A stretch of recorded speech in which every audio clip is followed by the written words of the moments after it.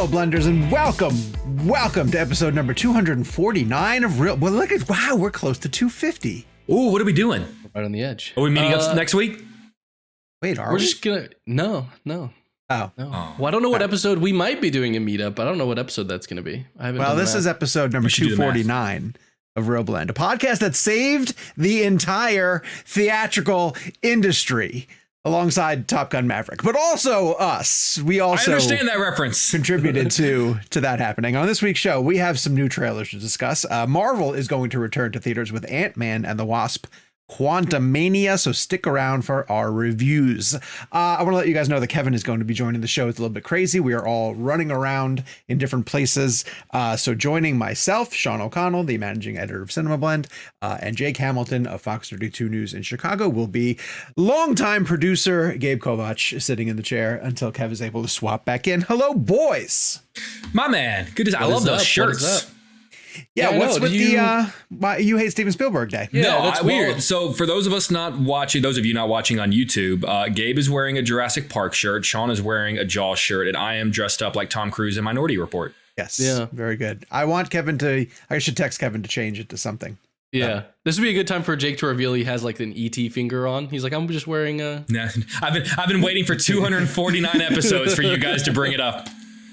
A reminder, you should be watching us on YouTube because the visual element of the show is stunning and extremely impressive. You can go to youtube.com/ReelBlend Podcast to join the notification crew who chime in every Friday morning.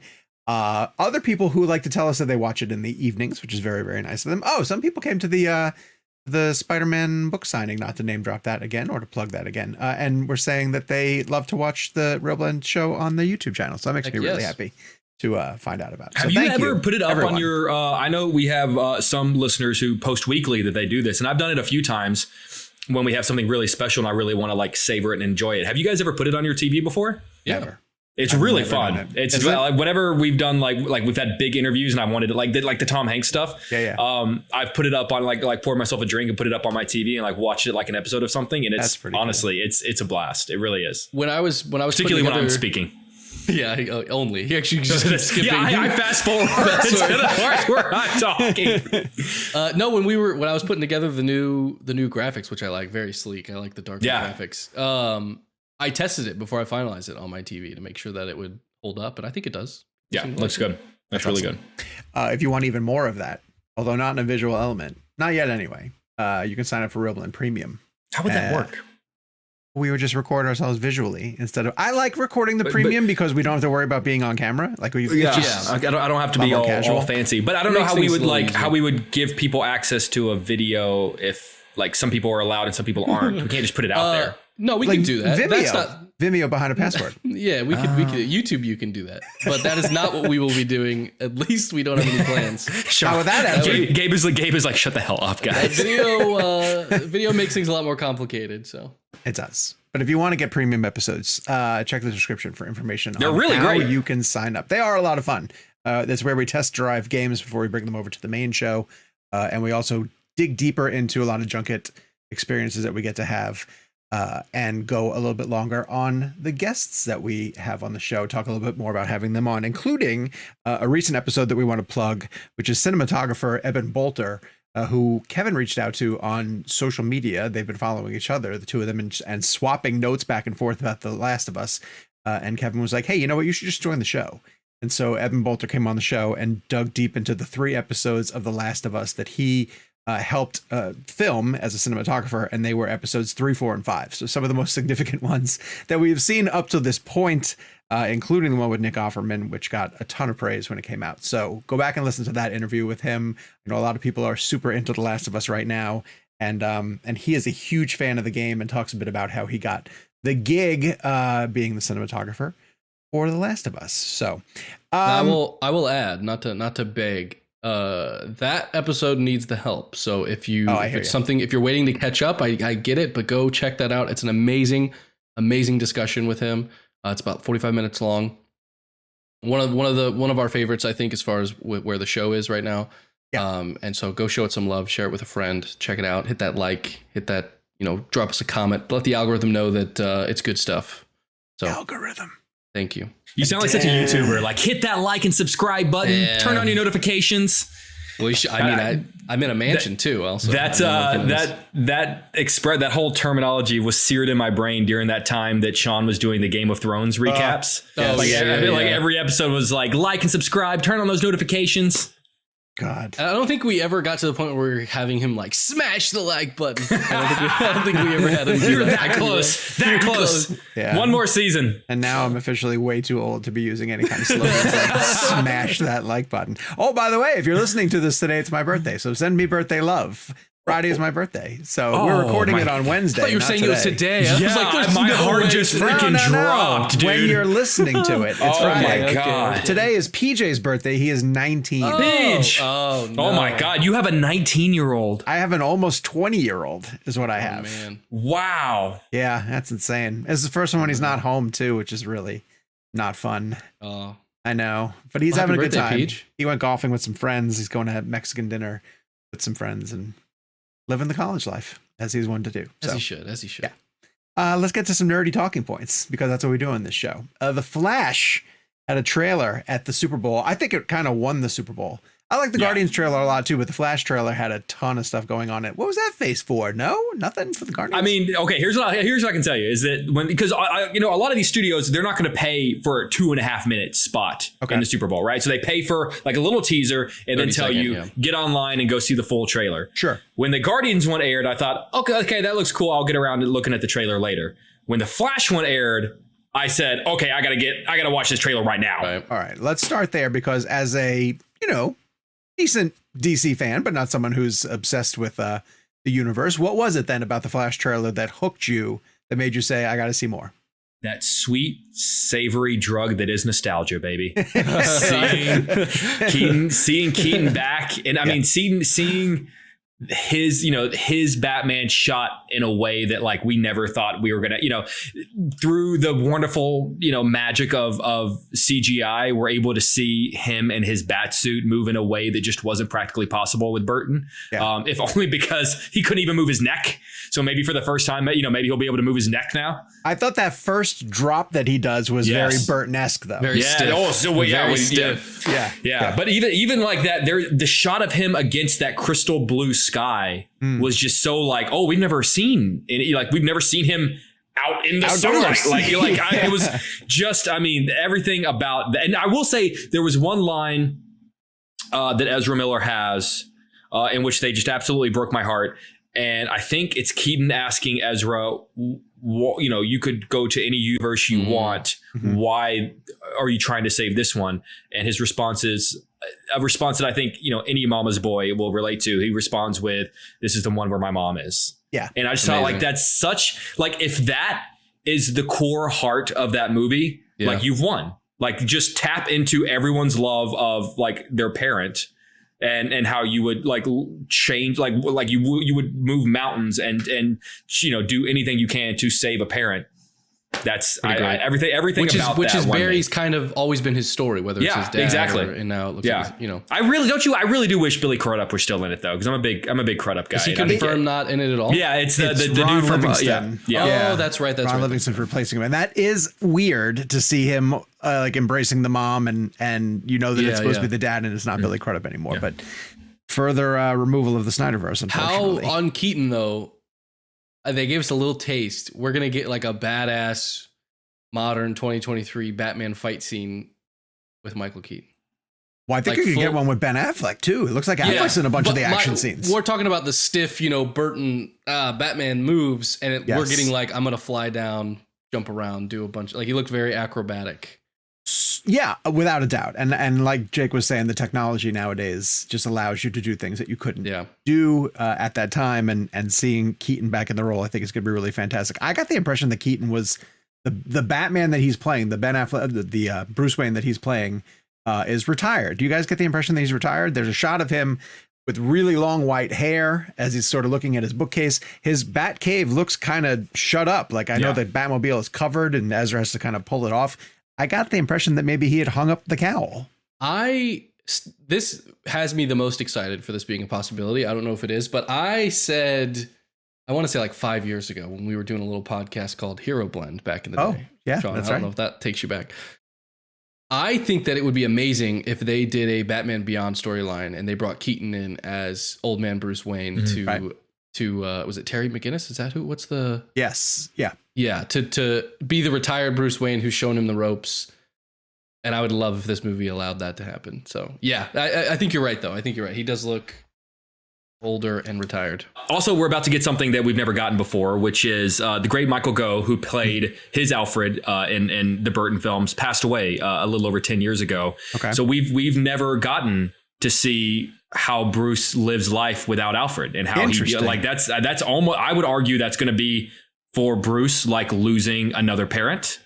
And True. I obviously in the most respectful way possible, because you never want to use the death of someone in real life as like a plot point. Mm-hmm. But I really do hope that in some way they acknowledge, because I always loved his Alfred. Yeah. I thought he was phenomenal. And in fact, he was like a constant through those 4 movies. Yeah. Before Nolan took over. Yeah. Do you think they'll touch on, I was just saying, do you think they'll address it, or do you think that'll? I mean, I think they have to address. I hope they do. I mean, they have to address why he's not around. Yeah, unless it seems like it could be very globetrotty, like we're popping into Keaton's Batcave and then we're off on an adventure. Yeah. So even if it were like a line though, because I could see Barry saying something like, okay, if you're this Batman, where's your this? Yeah. If you're this Batman, where's your that? And I could see him being like, okay, well, like what's your Alfred look like? And then, he looks longingly at a photo on a desk or something like that. I think it'd be very sweet if they did. I think you're right. Yeah. Do we get the impression that Barry is going to go into Man of Steel, or is it just like a shot that looks like Man of Steel? I think he goes into it. It does look like like the shots with Michael Shannon. Also, Michael Shannon. Yeah, Michael Shannon. Hell yeah. Yep. Yes. So that's pretty cool.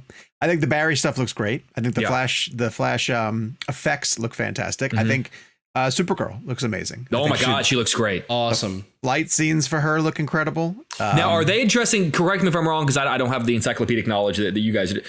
Supergirl is a little less, from my understanding, idealistic and hopeful than Superman is. Like, isn't the idea that she was left behind, and because of that, she's got a little bit of a chip on her shoulder? She actually, I think the line, or the parallel people always I see make are, he got to grow up on Earth and was raised by a family. Mm-hmm. She was there and watched her family die. Yeah.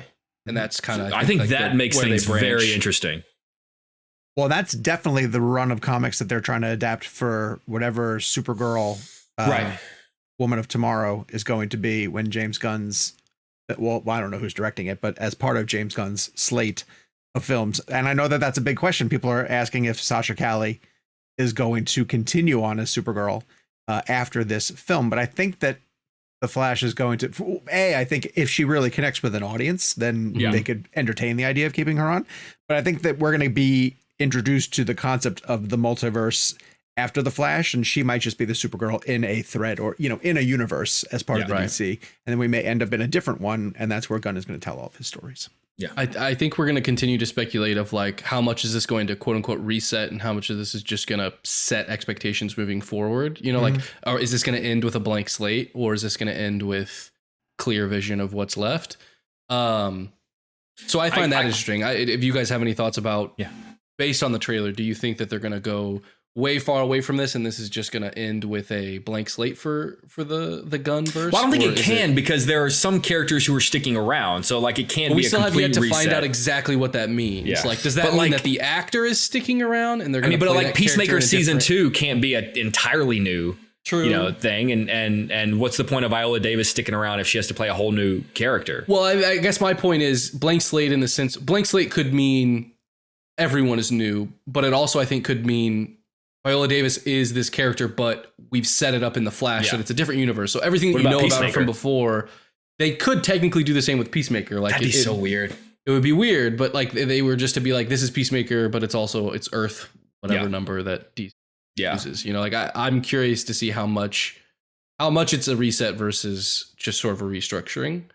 And the fact that he came out and was like, this is the best superhero movie I've ever seen. Yeah. Which I trust his word on that. Is in its favor of like, they're going to want to keep a lot of the pieces. So well, that was definitely someone's reaction afterwards was, oh, I totally get why they didn't scrap this. Like this looks fantastic. Yeah. And why would you get rid of this movie if it's going to work as well as it's going to do? Because they were, just to stray off topic for a bit, Leslie Grace gave an interview about Batgirl, and she was like, I watched it, and it's not, she's biased, obviously, but she's like, this is not unwatchable. Like, what is she gonna say? Right. Well, I guess you'd be wise to not say anything if it were bad, right? But if you honestly think it's good, but if I'm in her position, like at this point, if you don't like, if I'm like, I would come out and stand up for the rest of the hundreds of people that are in the credits who are. Yeah, don't get the chance to just to defend their work. And you know what, whether you think it's bad or not, I would stand in front of an audience and be like, you know what, screw you guys, like those people did good work. Yeah, and I do appreciate, I think it was Peter Safran that I saw this quote where one, again, I believe it was him, I'm sorry if I'm misquoting this, but they basically said, yes, that it would have been a disservice to what we're trying to do if we had put that out. It would have hurt us because it wasn't good or whatever. But he was very like effusively praising the people. He was like, this happens. Like sometimes you go in with the best intentions, you go in with a great team, and you just you miss the mark and you don't make something that's good. And he was like, very much like, everyone who worked on this, we love and we think is great. We wish the best for. He wasn't like, this was shit. And and just kind of totally threw anybody under the bus. I appreciate that they were like, this happens and we respect everyone who made it. It just didn't work. But like tone can be such a last minute thing to figure out in the edit, like M. Night Shyamalan was talking about, like for Knock at the Cabin, how like different edits yielded different tones for the film. So like, I do wonder if like they just given them more time to finesse the film and edit the film, if they had been able to find the right tone that they were going for. And I just think, I just truly do think it's unfair to judge a movie before it's done. I mean, how many times, look, one of my favorite examples is, for the last season of Ted Lasso, they gave us the season before it was done. And by the time we hit like episode 6 and watching it to prepare for interviews, they hadn't started special effects yet. So it made you realize, particularly for like the big stadium scenes, there's like 3 rows of people behind them cheering, and then blue screens. And then you realize how much is really feel like it looks like they're actually filming on like a high school soccer field. It does. And then, and so it's just like, I can't imagine, like if that's if that's sort of a microcosm example of like what they saw, it's unfair to judge the film that way. But I'm not trying to defend executives or producers because God forbid. You're always on the corporate side, Gabe. Yeah. But I get your point, but their job is to look at films in that state always and make a judgment call. Like that's their job. Their job is do we need more or do we not? Is this more or less? Like they should be equipped, and especially someone I think like Peter Safran, and I think James Gunn even might have spoken on Batgirl, but you got to trust that at least they have a professional opinion if it's in a half-finished state of like, this isn't worth, saving. But you will never know. And it's at the end of the day, it was a tax write-off, and that's just is what it is. But do you think, like in your heart of hearts, that we'll ever see it? Well, we can't, right? Isn't that the whole shtick? Is like legally, if they release it, they can't. They have to pay the tax money. If it's a tax write-off, the reason it's a loss is they're like, we can't use this. Yeah. So like they get interesting. I think so. I don't know. Maybe there's a loophole where it's like if we release it as a DVD extra on a 15th anniversary of something, maybe that is so. I have no idea. Yeah. But I believe that was the story. Was that there was no chance of it because it was financially was the reason that they were doing. I guess so. I never understood why if you have a streaming service like HBO Max, it wasn't available to you couldn't make it available on that service. Yeah. We're slowly circling back around to the Snyder Cut movement. Question. I can't do that again. Question. I'm tired.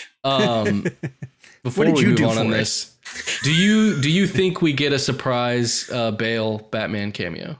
No. I don't think so either. I do not.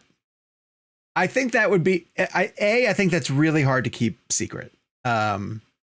Because what if it's a bad one though? Like what if it's just footage of him standing on the wreckage in The Dark Knight and he's like, and they just cut to that wasn't footage. The whole point of I feel like the whole point of the Nolan trilogy was this very lived in, realistic, what would happen if this billionaire decided he wanted to dress up like a bat? But that could exist in the multiverse. In this universe, it is hyper realistic and there are no superpowers and the Joker is this madman. And that could exist in the multiverse if there's an infinite amount of them. I just feel like it just kind of, I don't want to say puts a ding on the Nolan trilogy, but like you just once you just introduce that little tear into Nolan's world, then it just opens and then everyone's gonna go, okay, well then now. But I do think in the scenario that they are setting up, that Nolan's world exists as a parallel universe to what's happening. I mean, if Keaton's does, then Nolan's does. I mean, I guess, or I'm sorry, Burton's. If Burton's does, then Nolan does. Yeah. Yes, exactly. So, I would honestly, I don't want to say. What if we get Clooney? What if we get everybody? Clooney. I would you know who I'd love? Michelle Pfeiffer. Oh yeah. That'd be fantastic. Michelle, bring back Michelle Pfeiffer as Selena Kyle. Especially after Ant-Man and the Wasp, which we're going to talk about later on. Like, she's one of the leads of that movie. Like, it's kind of her story. Yeah. And she's great. And someone wrote in a piece, they were like, this is one of the most dramatic roles Michelle Pfeiffer has had in years. And I was like, that's kind of true. And it's kind of sad that it's like Quantumania is the movie that's giving her the juiciest part she's had in a really long time, because she's fantastic. And why does she not get more work? So... I imagine it's by choice. Who the hell is saying no to Michelle Pfeiffer? I mean, who knows? But like, it could be. Yeah, it could be. Yeah, I feel like she's one of those actors that pretty soon we're going to start having the why doesn't she have an Oscar conversation? Oh yeah, we should be having that conversation. We should be having it now. Yeah, maybe she's building up to that. Maybe she's stretching her muscles in the Ant-Man movie, and then she's like, all right, give me my. I'll go ahead and spoil it. I haven't seen Ant-Man yet, so I'm going to tap out when the boys start to review it. But I'm going to beg to guess that this ain't going to be it. Oh no, I didn't mean Ant-Man was it. I'm saying she's warming up with a performance in Ant-Man. Now she's going to get cast in this amazing thing, and people will be like, oh my God, she doesn't have an Oscar. Give her an Oscar for this. I'd have to go back and look at her credits, but I know Hairspray. Like, I thought she was terrific in Hairspray and probably deserves some sort of conversation. Be in the conversation. Dude, honestly, like at that in the early 90s, this is definitely not the type of film they would have nominated, but like Batman Returns, she deserved a nomination for. Yeah. Oh, wow, she's been nominated 3 times for an Oscar. For what? Dangerous Liaisons? Supporting for Dangerous Liaisons, leading for The Fabulous Baker Boys, and leading for Love Field. I've never seen Love Field. Never seen Love Field? 1992's Love Field. The disgusted Love Field. I've never even heard of it. I figured it was the classroom one with Coolio. With Dennis Haysbert. I love Dangerous Minds. Dennis Haysbert, the Allstate guy? 92, would that have been the same year guy. as that she did Batman Returns? Say that again? Is it the same year? 92 is when she did Batman Returns, right? Yeah, or would it if that's in the 92 Oscars, was it a 91 film? The movie came out in 92. Okay, got it. So the same year she did Batman Returns then, I believe. I could be wrong. Oh shit! I forgot she was on Murder on the Orient Express, which I don't know how you guys feel about. I like that movie adaptation. Yeah, I liked it. She was great in that. I forgot about that. I never saw the second one. Well, let's move on from all this DC stuff. And speaking of Michelle Pfeiffer, her What Lies Beneath co-star, Harrison Ford. Ooh, good connection, Sean O'Connell. Thank you very much. Is beefing up his role in the MCU. So this was kind of interesting because the day that the Ant-Man review embargo landed, Kevin Feige gave a exclusive interview to EW, which was an info dump for all things Phase 5, essentially, which was him sort of catching the fans up on all the different projects that are happening on TV and film side and giving some bits of information for each of them. And some cynical folk, not myself, have speculated that he timed that because he knew that the Rotten Tomatoes score when the embargo lift came out for Quantumania was not going to be any truth to that. Not going to be. Oh no, I'm sure that there is some truth to that for sure. So here's some of the things that he brought up, and we want to start with Harrison Ford. So Harrison Ford is stepping in and replacing the late William Hurt, who played General Thunderbolt Ross. And at this stage of the game, when Harrison joins, he's going to be added to Captain America: New World Order. And I assume he's going to be part of Thunderbolts as well, too, because Thunderbolts was pretty significant for Ross which is why he was called Thunderbolt Ross. Although I know Julia Louis-Dreyfus's character is going to be the leader of the Thunderbolts in this iteration of the MCU. But Harrison Ford in the MCU is going to be the president of the United States. Jake, how do you feel about President Ford possibly returning to his Air Force One days? I just want to be in the room when someone has to sit Harrison Ford down and explain to him what's happened so far in the MCU. And I've never wanted to not necessarily do a junket, but just sit in the junket room with all the people coming in and asking Harrison Ford questions like, what would happen if your character met the Hulk? Like, I just want to be there every time. Does he do a junket, you think? No. He still does junkets. Maybe, so like, I think he might walk a red carpet and not stop. I think he might walk for some pictures. I bet he does. I don't think he signs up for a Marvel thing and then just opts out of doing stuff. But wasn't he vocal that he was doing it because they were friends? Who, him and Feige? But still, him and William Hurt and William Hurt. Like I remember it being like they were good friends, and he like felt very sentimental about continuing that. Like I don't know. Who knows why people do anything, but I don't know. To me, I don't know why he has. It's hard for him to talk about things that he is very closely tied to. Right. Star Wars, Indiana Jones. For him to come in, film 34 or whatever it's going to be. I don't know. It seems it would feel weird. It would feel weird. Julia Louis-Dreyfus did an interview recently where she said that Marvel sat her down and tried to catch her up on everything that happened. And she related it to having someone do her taxes in front of her, essentially. So she had no interest in really hearing what the backstory was. And Ford, I want to point out that man is 80 years old and is still doing prime blockbuster action films. Like that last clip of Indy grabbing Phoebe Waller-Bridge and plummeting from an airplane. I'm like, this man is 80 years old. But also on the flip side, if you're watching Shrinking, he's also delivering some of the best work of his career. Yeah. Like his performance in Shrinking is some of the best work of his entire career. Okay. Well, so he will be president of the United States. One thing that's interesting about Thunderbolt Ross, if they decide to go down this route, is that he does become the Red Hulk. So you could see Harrison Ford potentially doing motion capture. Please let me be the person that gets to ask him about turning into Red Hulk. Red Hulk. Yeah, get your Red Hulk questions ready for that junket. Is there a chance that there's a scene where Captain America is meeting the president on Air Force One? Yeah. And they're just kind of having a normal discussion, and he kind of annoys him, and he just very nonchalantly says, "Get off my plane." I hope so. Oh God, and he flies off because he's and then looks at the camera and winks.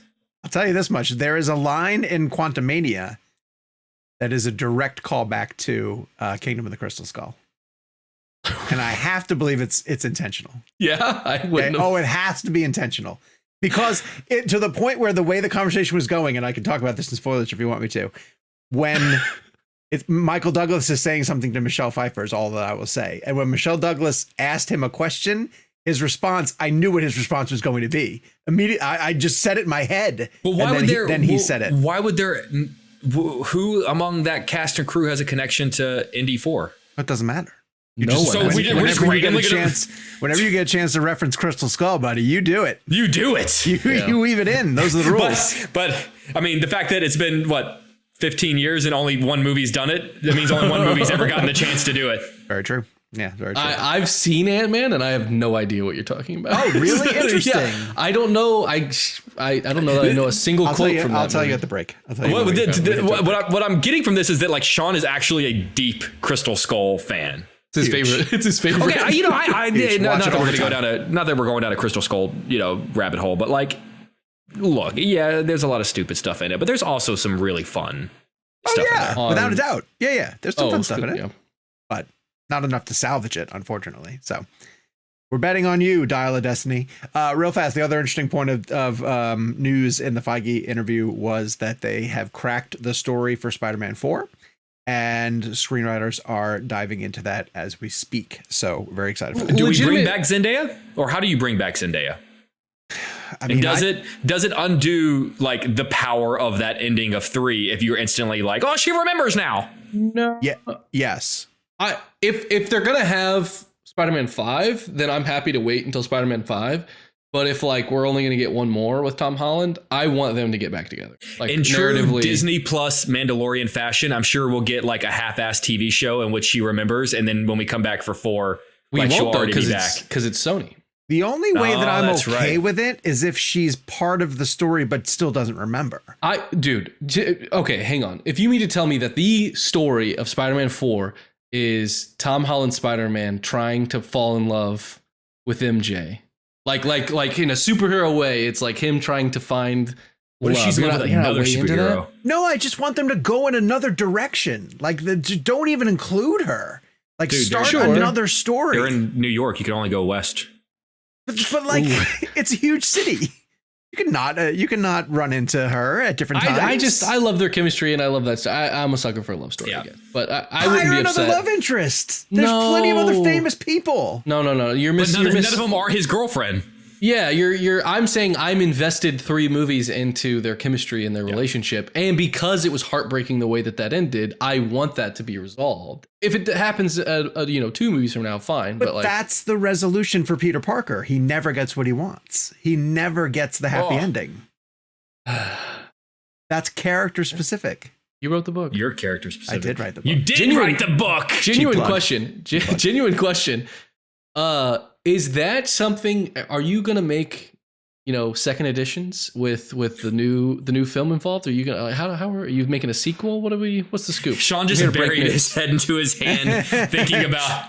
That's a great question. I honestly don't know. I guess I could do a revision somewhere down the line where I would add Across the Spider-Verse, and I could add whatever Spider-Man 4 ends up being, and because if it never ends.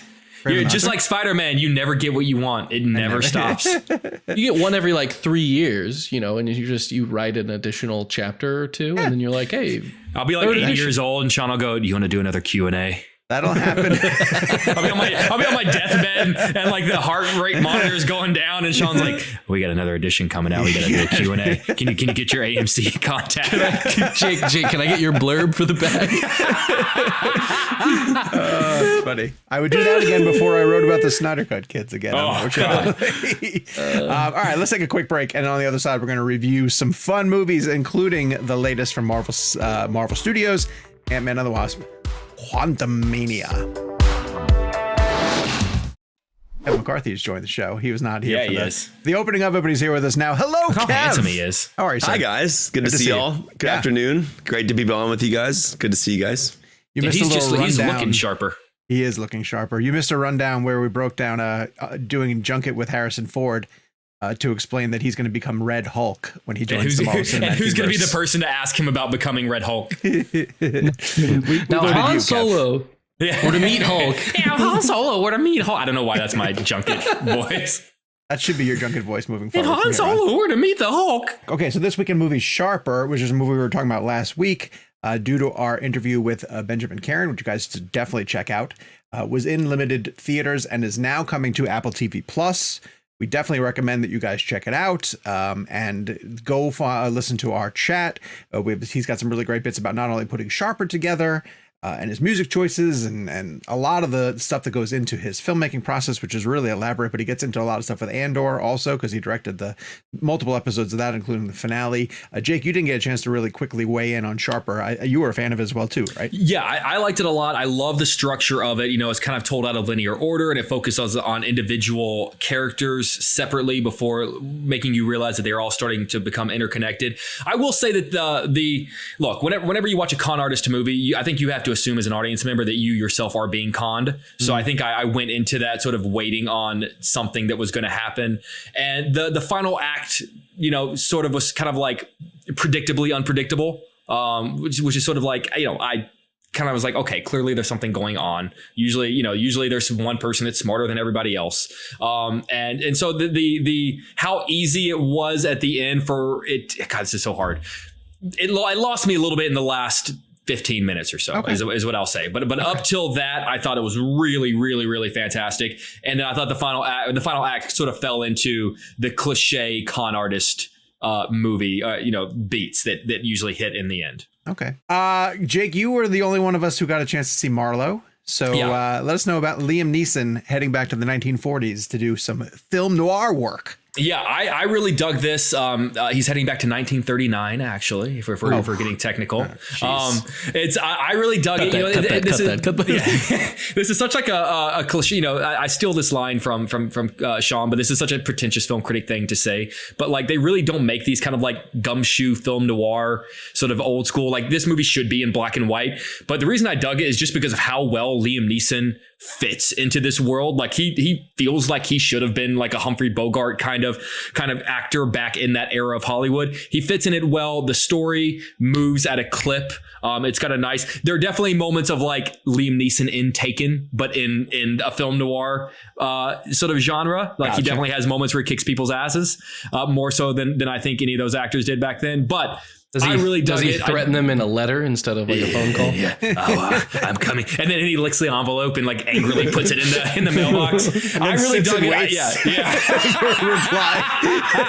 I really dug it. He fits into this world well. And it's really nice to just be reminded that really you can, whether it's a Western, a comedy, an action, a drama, a film noir, you really can't, or a sci-fi film, you can plug Liam Neeson into anything and he looks like he belongs there, which is, to me, the ultimate like compliment to an actor. Very true.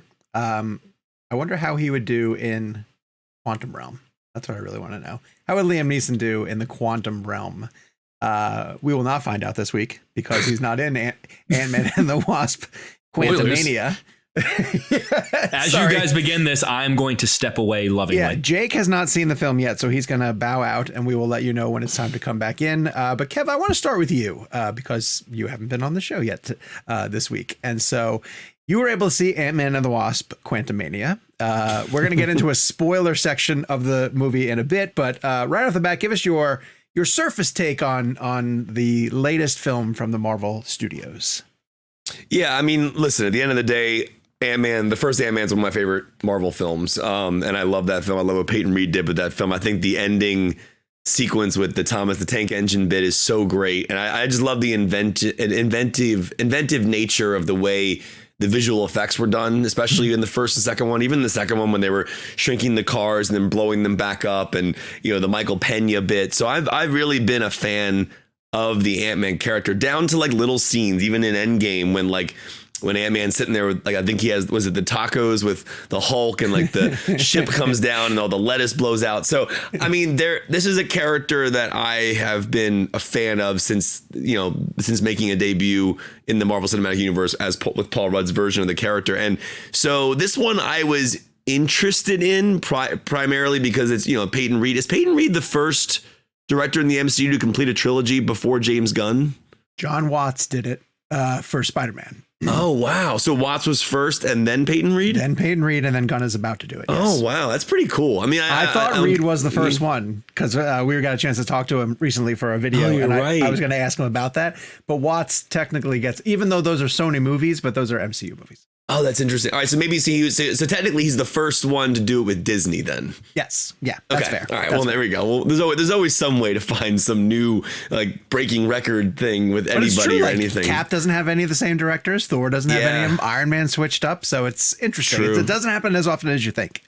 Yeah, and so this one I was a bit disappointed. I mean, I will say this. In terms of the phase, this is phase 5, right? This is the beginning of phase 5. First movie of phase 5, yes. Right. I will say that this film did not leave me with any extreme urgencies to see the next movies that are coming out. I mean, it doesn't mean that I don't want to see Guardians. It doesn't mean I don't want to see, what else Marvel's going to be offering. But there was nothing in this film, at least for me, that ended in a way where I was like, oh my gosh, I cannot wait to see what's going to happen next, kind of thing. Mm-hmm. And we'll dive into spoilers a little more when we get into that discussion. But this is a CGI fest beyond belief. And I want to clarify that I have nothing wrong with CGI. CGI is an amazing tool that filmmakers can use. It's been used, some of the best versions of CGI are when you don't even really know it's CGI. I mean, you think like the Planet of the Apes films of Andy Serkis. I mean, having an actor perform those scenes and then creating a CG character or avatar. There's nothing wrong with it. It's a great tool. But there are moments when you watch a film that is so CG heavy that you think about the fact that it's CG and they probably are on a green screen with a wind or a fan blowing their hair, and it just feels like you're watching something on a stage that's not actually in the quantum realm. That being said, Bill Pope shot this. Bill Pope is the first DP who worked on Clueless, which was Paul Rudd's first movie. So it's kind of a cool little full circle that Bill Pope is back with him. Obviously did The Matrix, Spider-Man 2, and Army of Darkness. I mean, brilliant cinematographer. So there are some cool shots. I think the problem with this film is Jonathan Majors' performance at the end of Loki, I thought was better than anything that was given here in the film. It's not Major's fault. I think the script and the dialogue and the exposition are just so overly done and just reminding us over and over what happened. Characters specifically saying things that are meant to be reminders about what happened in the MCU. Again, totally fine. I get it. It's the way movies work. We're dealing with dozens and dozens of these films, but there's a certain aspect where it feels like it's treating the audience as if we don't remember certain things. And I think Jonathan Majors and Paul Rudd and Michelle Pfeiffer, who really kind of is the lead of the film in an interesting way. Michael Douglas, everyone's great. It's just the material isn't engaging. I just didn't find a lot of it to be interesting. It felt like Star Wars on acid, but the trip wasn't as great. It was kind of more, it ended and I went, okay, that was cool. I mean, honestly, it's not a bad movie. It's not a great movie. It's just a fine film. After Endgame, I mean, with the exception of No Way Home, I love Shang-Chi, but I just haven't been feeling this phase of Marvel 4 and now 5. I mean, No Way Home's an anomaly because it brought together the three characters, and it was an iconic. That film is, I don't even really think about that outside of like the phases. It was just an amazing event that happened. Sure. Endgame was really kind of the last time I felt super engaged, super excited, super into it. Black Widow was fine, but Shang-Chi was amazing. That movie was outstanding, and I love Simu Liu, and I'm very excited to see what they do next. And is it Destin I can't remember. Destin Daniel Cretton. Destin Daniel Cretton. He's an amazing director. We had him on the show. Fantastic filmmaker. And so yeah, I mean, this was just he's fun. doing the Kang Dynasty. Kang Dynasty, and then Coogler's doing Secret Wars. Destin's an amazing filmmaker. I mean, Short Term 12 was brilliant. Shang-Chi was brilliant. I mean, I'm all in on him. I mean, Shang-Chi might be the best Marvel film post Endgame. That's not No Way Home. Okay. I don't think that's saying much, but it's really, yeah. I mean, Quantumania is fine. Well, where were you on Wakanda Forever? Did you like that? I liked Wakanda Forever a lot. I didn't think it was as good as the first one, but I also, Wakanda Forever is one that kind of, I'm glad you brought that up, because Wakanda Forever to me is a lesson in what a filmmaker did in the midst of tragedy.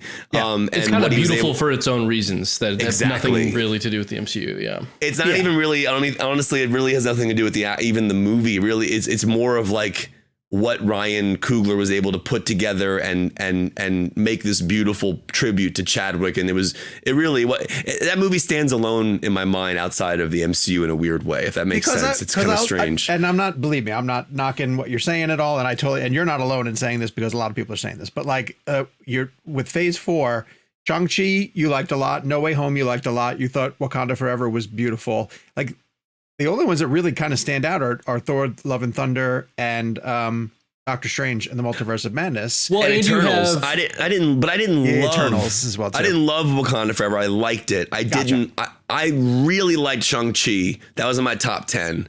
Wakanda Forever, it's good. Phase 4 also, though, we have to include all the TV. The TV. Like all the TV and that wonky sort of start and hit or miss nature of that is Phase 4. And that's fair. I think that puts it in sort of a worse light. But it makes me wonder how strong Phases 1 through 3 would have been if they had television going on at the same time as well too.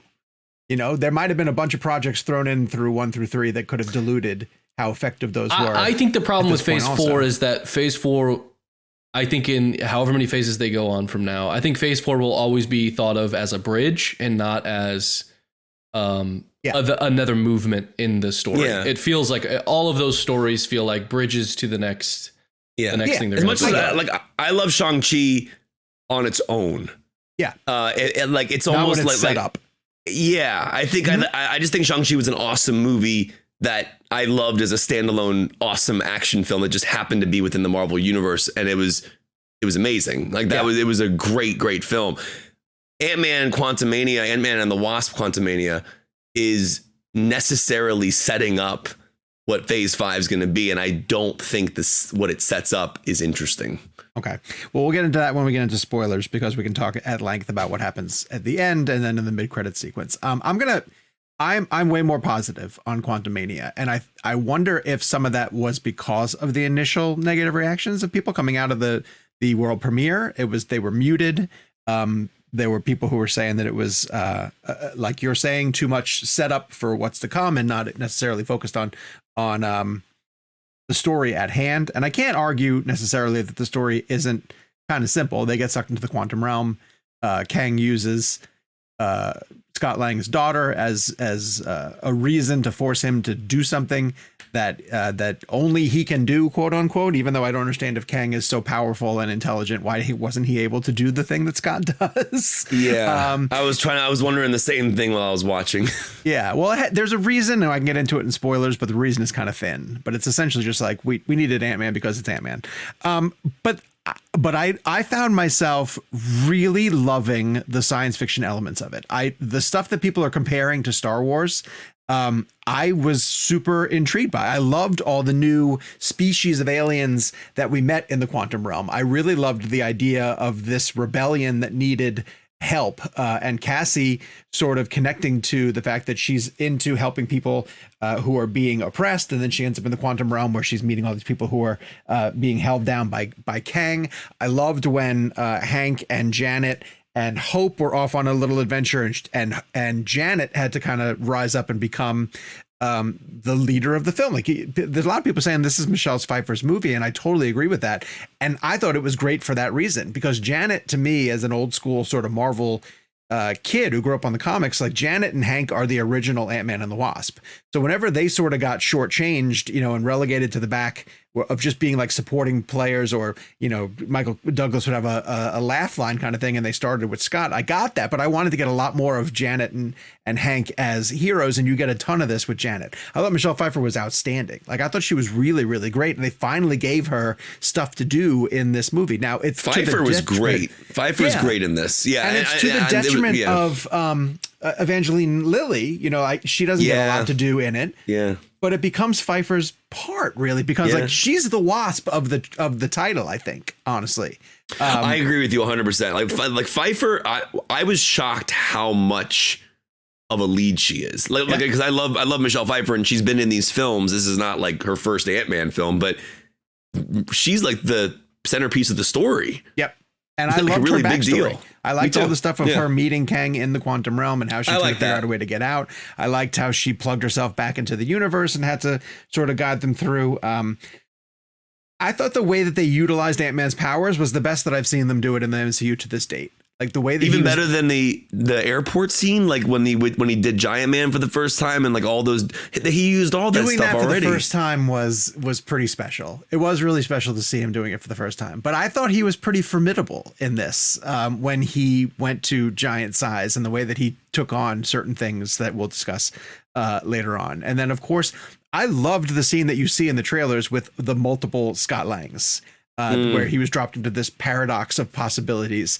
I get why that's a little bit strange, but it really worked for me. The things that feel strange, the things was of them taking swings that felt really weird and out of place, for whatever reason, connected with me. I just had a lot of fun with them. I thought that they were really creative and imaginative. It felt close to what Gunn does with the Guardians films, especially in like Guardians 2, when you sidetracked into these other worlds with Michael Rooker and his characters. I just thought that Peyton Reed did a lot more than I expected him to, because like you said, up to this point, Peyton Reed has done kind of street level stuff. He hasn't been able to go super big. And I agree with you 100%. Like, if you go into the quantum realm, it has to be CGI. It's going to be CGI heavy, and it's going to be an overload of it. But I thought that they used it to an imaginative level. Yeah. I really, really loved the stuff that they created. In particular, because I watch the movies on Disney Plus a lot. Like, in the evenings, I'll just sort of throw one on and sort of go back through it. And the two most recent ones, Doctor Strange in the Multiverse of Madness and Thor: Love and Thunder, when they do visual effects, it feels really cheap. It feels like that they had to shoot, and maybe they did. Maybe COVID reduced what they were able to do. Like there's a fight and it's Chris Hemsworth and Christian Bale, and you can totally tell that they're just on a tiny set, and that Taika tried to fill in all of it behind it. I thought with Ant-Man and the Wasp, they were able to paint on a large visual palette, and kind of fill it in with really creative sort of extraterrestrial things. And I don't care if I ever have to go back into the quantum realm again. I think it was okay for this story. And I agree. A lot of it is just introducing Kang so that he can be important later on. But I was fine with it for this movie. I thought he was really entertaining in it. So I liked it a lot more. Gabe, where did you fall on it? Are you kind of in between the two of us, or?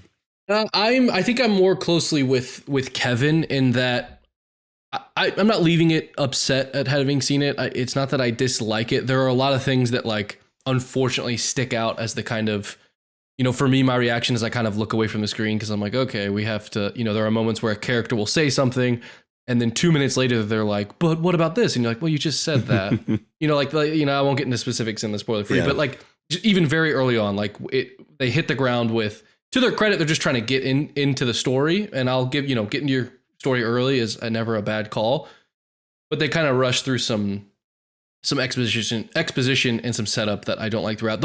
It's funny that you mentioned Guardians because I had the same thought, but I had the opposite reaction. Because to me, the world didn't feel it didn't feel cohesive. It just felt like, and I don't like to be this cynical or dismissive of a lot of hard work. To me, it felt like there wasn't a core idea. There wasn't a world building that happened. It was let's get some really talented concept artists to come up with as many different things that we have, because our concept is this is a smorgasbord of interesting things. Whereas in Guardians, Gunn had that freedom and Gunn went after that. But every character you met felt like a real thing, felt like it came from a culture or a society that we're going to discover maybe. And they felt like they were living together in some sort of structure. I thought of Dune as well, where it's like the Harkonnens feel like the Harkonnens, and the Atreides feel like the Atreides, and the Fremen feel like the Fremen. They feel like a people, And to me, it just felt like we just kept running into a thing that was a cool design, but it was just there to be a new, different thing, and sort of give you this sense of scale, give you the sense of this broad thing. And so for me, it just didn't connect. And to hear it connects for you, I think is great. And I hope it does connect for people, because I see the similarity to sort of what Gunn did whenever he sort of brought people to the intergalactic MCU. To me, this just felt very vapid and thin, and to the point where, kind of like what you said, I want to go back to nowhere. I want to go back to all these places that we got introduced when we expanded the MCU's world beyond Earth. I didn't leave this wanting to come back. I didn't leave this going, I wonder what's going to happen there. I didn't leave thinking that this rebellion was going to be an interesting place for another story, that there's going to be more there. Maybe there will be. Maybe they've set themselves up for more story to tell. But that was, I think, the ultimate disappointment was that I didn't feel connected to sort of all these cool ideas that they were trying to introduce. But okay, let's transition into spoilers so we can get into some specific things that we liked and didn't like about it. And let's start with Kang. We're fully into spoilers at this point, so if you don't want to hear this, skip forward to Jonathan Major's blend, of which case we will not be getting into specifics.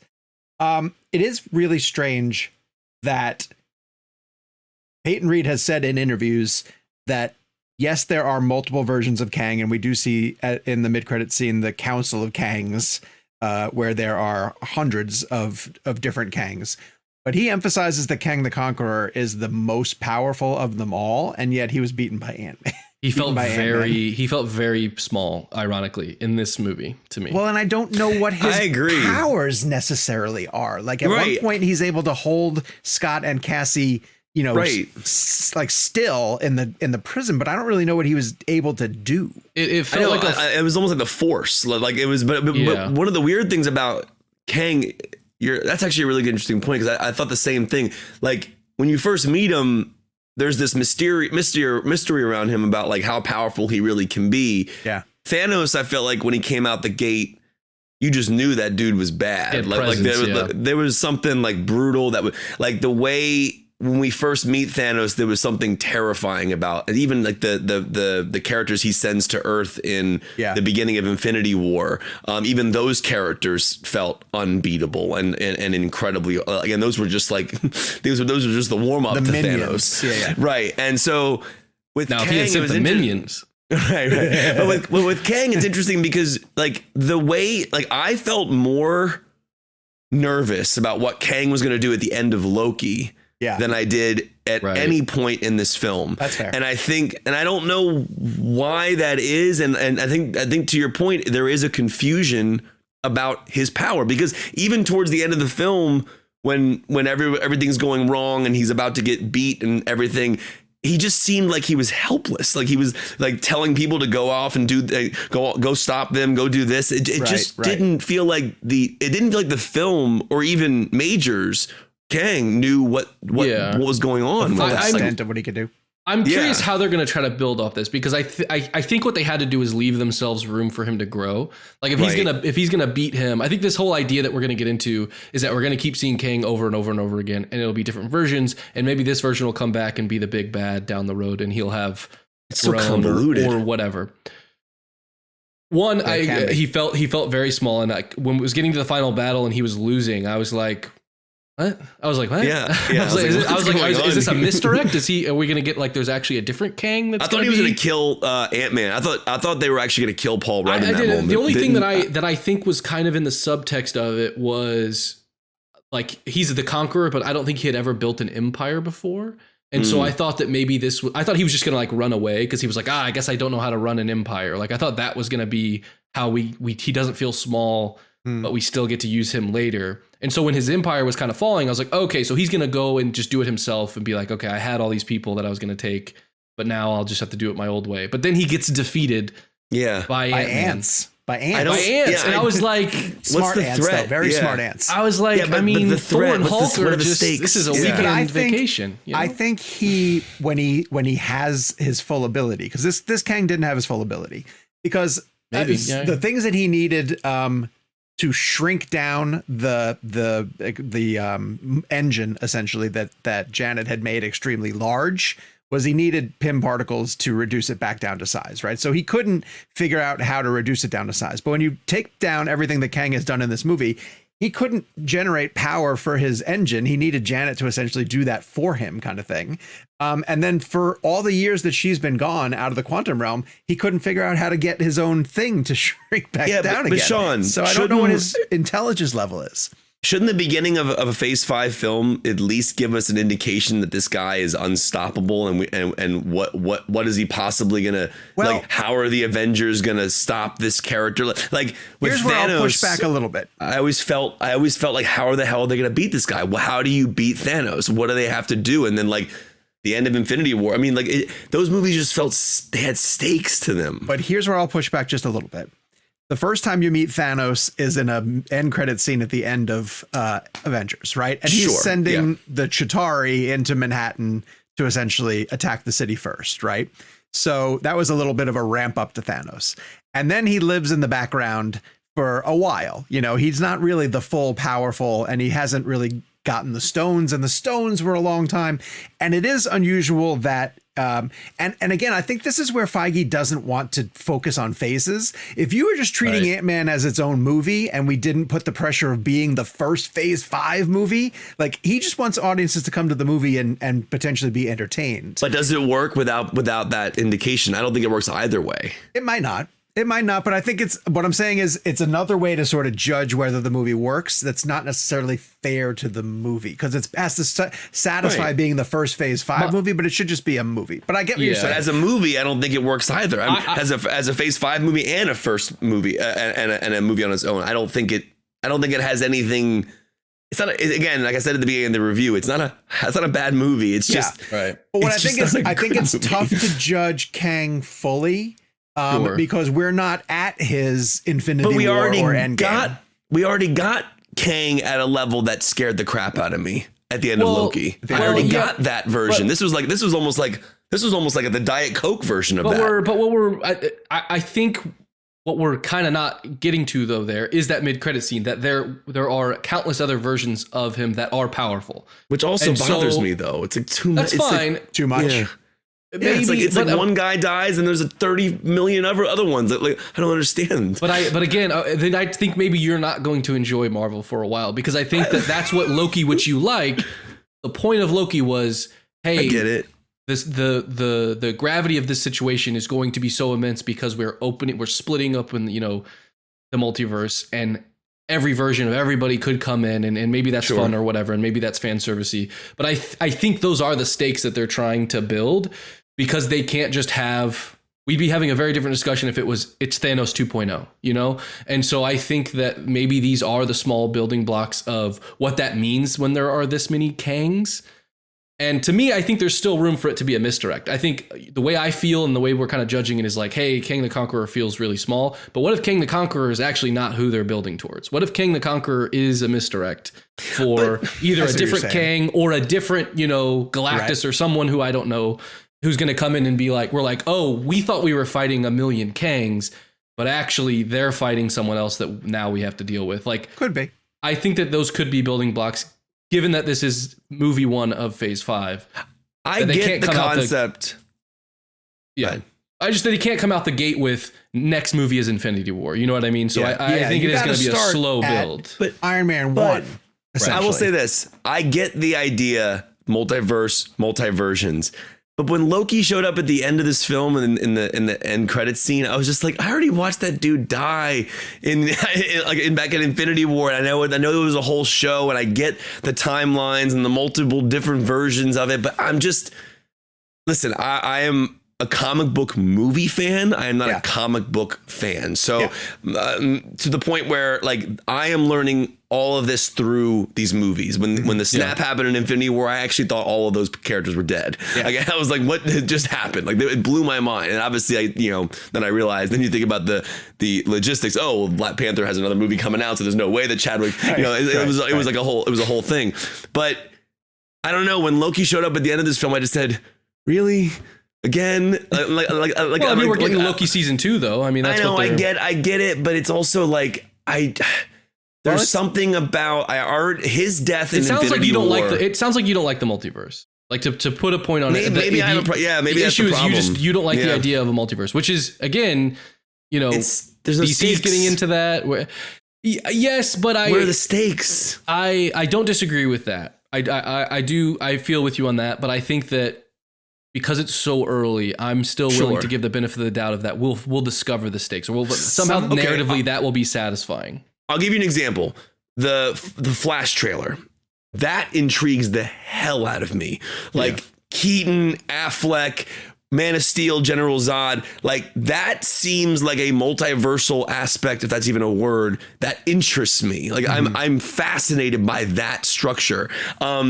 Maybe it's because it's different actors, I mean, maybe that has something to do with it. Maybe if someone else played Loki, I don't know where I'm getting at with that, but like, well, they do have other versions. No, they have in the show. It is interesting that the different Spider-Men are played by different actors, but so far the multiverse of Marvel. Loki had the little kid, had the alligator, had in the show. Oh, right, yeah. Well, that's a Marvel, that's MCU, yeah. No, but I'm talking about, like, the movies. Loki's been played by Tom Hiddleston. Sure. And so, but again, they're there's no difference. I know. I know the shows. Yeah, I get it. But I will say, but again, also this also goes back to the idea that you could still watch all the MCU films without seeing the shows and still be able to follow along with the storyline completely. Can I ask you one question? Let me ask you a question. Yeah. Because Eric Eisenberg mentioned something, and I didn't think about it until, like, he really thought that Kang was going to kill not just one person, but like multiple people. If Kang had killed multiple people, would you have felt stakes? Would you have felt like there was more?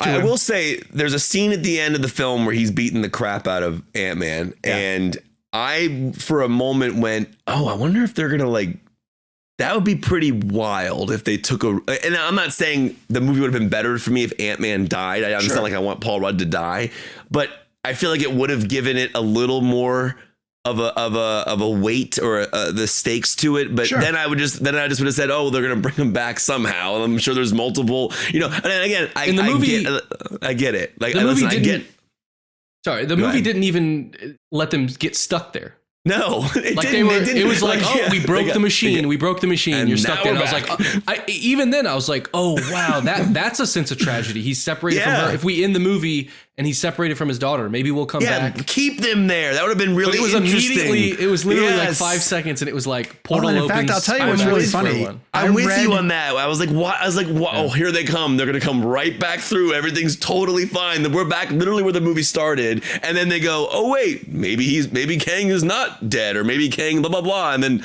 the movie literally ends with the exact thought process you already had about the MCU going into the movie. He's stuck in the Quantumverse in a different box. Movie. Yeah, but I read a bunch of spoilers for this movie, like especially the leak that was like the leak of the full script and everything, although it was out of order and not fully filled in. But multiple leaks that I read ended with different iterations of the characters left in the quantum realm. One, it was just Hope. One, it was just Scott. See, that would have been interesting. Somebody was stuck in the quantum realm at the end of it. Yeah, like they were still left there. Way more interesting because the movie literally ends exactly where it starts. And then the only thing that maybe happened was that they learned that Kang was waiting for a signal so they could get there and use Pym particles. And it was, but last thing I'll say, and we're going to move on. Because Gabe brings up an interesting question. Do I like the idea of a multiverse? I don't think you do. At least not in a multi-film storytelling. You like it in a singular film, it sounds like. You like Everything Everywhere All at Once. Like I love Everything Everywhere All at Once, right. And so I think my problem with a multiverse with the MCU is I've been following these films for over 12, 13 years or whatever, how long it's been. And that first 10-year journey leading up to Endgame, there just felt like there was legit stakes as we entered those films, as we continued with them. Once the multiverse opens, I get it. I understand the concept. I get what it means. It just kind of, for me, it cheapens any type of death or any type of a crazy situation. But then when I watch The Flash, like I said, that's why that one works for me, because it feels earned and it feels different and it feels unique. I don't know why, but it just does. We're talking in circles because we've said this. No, I know. But again, the only thing that I'll push back on you just because I think that both sides of those are true right now. I feel you on that, but it's the first movie. That's branching off this story. We can't keep comparing things to Endgame. Sure, inevitably that'll happen, but when we're just starting out in this storyline, it has to start smaller so that it can build towards that. So it's just. Let's see where it goes is where I'm at, where I'm taking it. Let's throw it to a quick break and we will continue to talk about Ant-Man, I'm sure, because we're going to get to the box office and how it does and especially the low Rotten Tomatoes score over the course of the next couple of weeks. Let us know your thoughts. Jake will weigh in as well, too. Yeah, we definitely want to hear from you guys and what you thought about it. So weigh in the comments down below and we'll be right back after this break. And we are back. Okay, so keeping on the Ant-Man train a bit, we're going to play Jonathan Majors' blend, and I am going to go first because my pick is his appearance in the finale of Loki season 1, where he got to play. Hey, there we go. That's Kevin. We're raising our hands as well. We're going to sing the praises of Jonathan Majors. Kevin, did you get a new tattoo? No, I didn't get one. I probably just haven't worn a T-shirt on our show. But I will say though, because I know we're all going to talk, since we all have the same one, and then let's just all get into a discussion about it. I do want to mention that Defy Bloods was right there for me. Terrific. Sure. And he's brilliant in that, and I highly recommend it if you haven't seen it. That I think, in my opinion, is the best performance of his career. But we're talking favorite here, and so let's just, since we're all on the same page, let's just dive into it. I'll tell you why it works for me, or why I keep going back to that one, is because that entire season builds up to them arriving at that moment, which is the point at the end of all time, essentially. And you have to come up with somebody who's going to deliver a character or a performance that lives up to the hype of, hey, we've got all these timelines branching off and everything's going crazy, and who's the man behind the curtain, who's the Wizard of Oz, essentially. And he comes out with this offbeat performance that he's just like playing with the characters that he's in the scenes with. He's playing with the audience. He's having the time of his life. And where was that in Quantumania? That's what I want to know. No, I understand that. But what I think is, and Gabe mentioned this a little bit too, he's going to have the ability to play so many different Kangs. And I think that he's so talented that he's going to give you a different performance in every single one that you get to spend time with. And in this one in particular, I did love more what he did in Loki than I did what he does in Quantumania. In Quantumania, he's playing a traditional big bad. In this one, he's a wild card. You don't really know what direction he's going to go.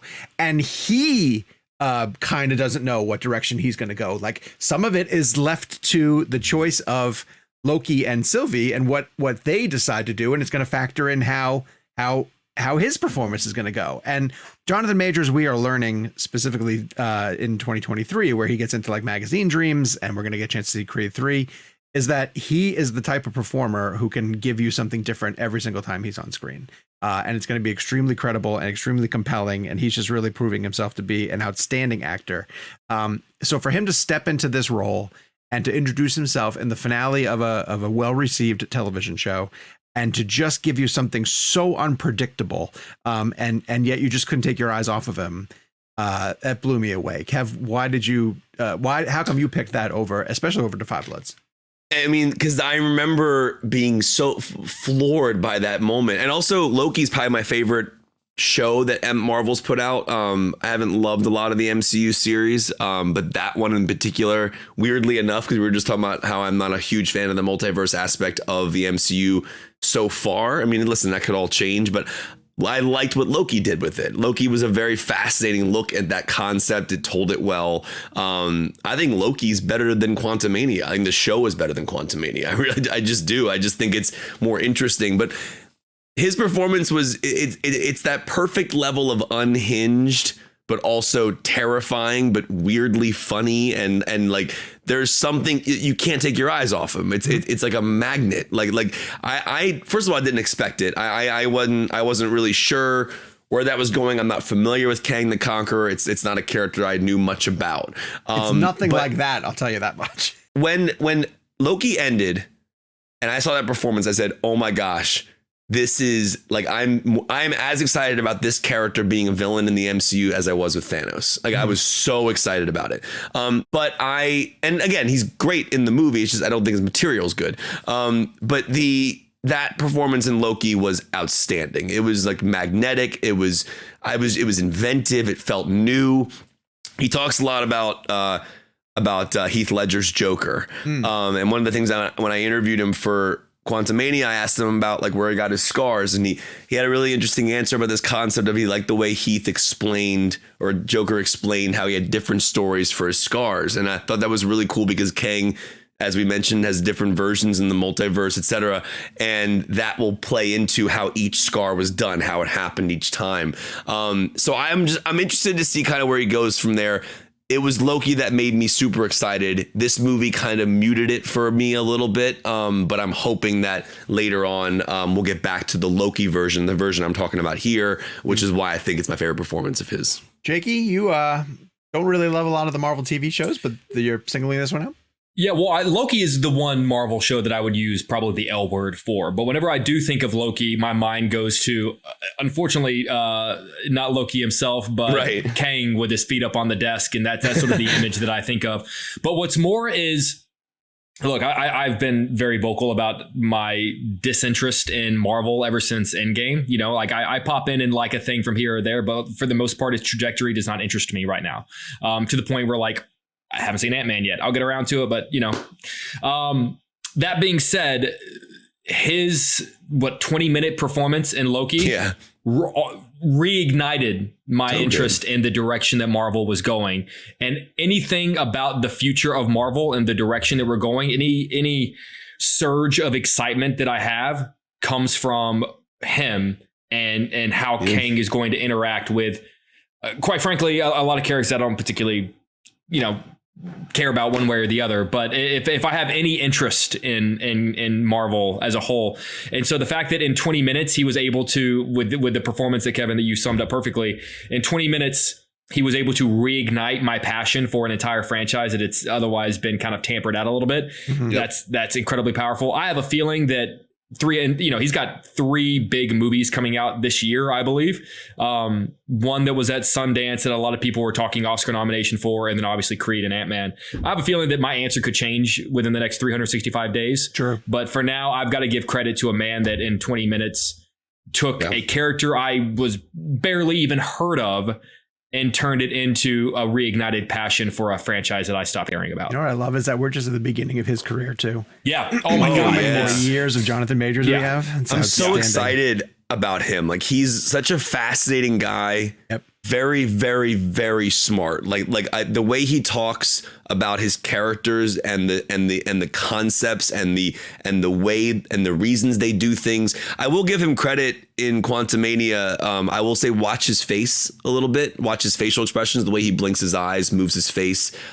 He's very interesting in terms of his details, and he's a very cool character. So, All right, audience picks. Nathan, Jose Munoz, and others went with Lovecraft Country. Terrific performance in there. Matt Caron said Loki as well too. Christian Perez says Kang is his favorite performance. I guess he got to see Ant-Man early. Harry Lichtman, Marvel Vulture, and Moore said The Harder They Fall. That's a Western, right? Oh, that movie. That's a great movie. That's a great movie. I didn't get to see that. Oh, dude, you got to watch that. Oh my God, it's so Netflix? good. It's much more. Yeah, it's much more. I would argue it's much more. He's part of a bigger ensemble, but he's great. He's fantastic in it. He's fantastic in it. And then Haley That's McCoy, a really good performance. Haley McCoy asks, do my fantasies count? Yeah, I think they do, Haley. Careful, Haley. Careful. It's a family show, Haley. Yeah. But I think listen, maybe they are gardening together. Maybe they're picking strawberries. Who knows? Why does it have to be dirty? Graphic? Yeah, come on, Gabe. You took it there, not us. I also think about it. What if me and Jonathan Majors were best friends? Right, exactly. Yeah. Or I sent him sake one time. In Chicago. You did. Yes, you did. It's a weird name for what you're calling it. For next week, reach out on Twitter using hashtag Elizabeth Banks Blend. Oh, cool. Yeah. Cool. Can we say? Yes, we can. She is joining our show next week. It's a really fun interview. Cocaine Bear, she directed it. A lot of cool nuggets in there about the way they filmed it, it's so funny. We recorded our podcast. We have to refer to them as kilos. Oh yeah. No, but I thought this was kind of funny. So yesterday we recorded our interview with Elizabeth Banks, and I think she was on Fallon last night. I want to say I saw the video this morning, and he asked the same question that we asked on the podcast about how they did the bear and like how the special effects were done. And they had like they actually had a photo of the guy on all fours playing it. And I was like, we just asked that like 7 hours prior to her. Same answer. I mean, I don't think it was the same answer, but she mentioned Andy Serkis, which was in. I just thought it was cool. I was like, wait a second. Like in the same day, she was asked the same question by ReelBlend and The Tonight Show. Yeah. And we got it first.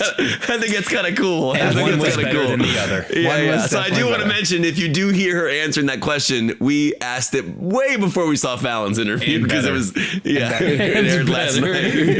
All right. Hashtag Elizabeth Banks Blend, or of course, send us your pick at ReelBlend@CinemaBlend.com. That's where you can also send us reviews of the show. We will read them here at this point in the program. We don't have one this week, so we'll head right to our outro. Next premium episode drops on Monday. Check the description below for how you can sign up for it. Follow us on social media to find out all the different things that we are up to. We have some big movies coming up.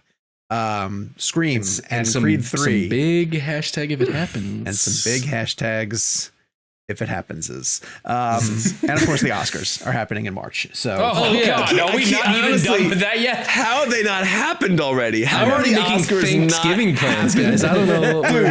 The Super Bowl is over. The Oscars should have been done weeks ago. I legitimately just saw a Twitter picture of a friend of ours, Jenna Bush, and she was doing a Banshees of Inisherin Q&A. And I was like, what? Why? Oh, wait. It's a Best Picture nominee. You're going to be kidding me. Jake and I were doing our show before the show, which we do. He and I jump on usually a few minutes before everyone else does. And we were talking about that.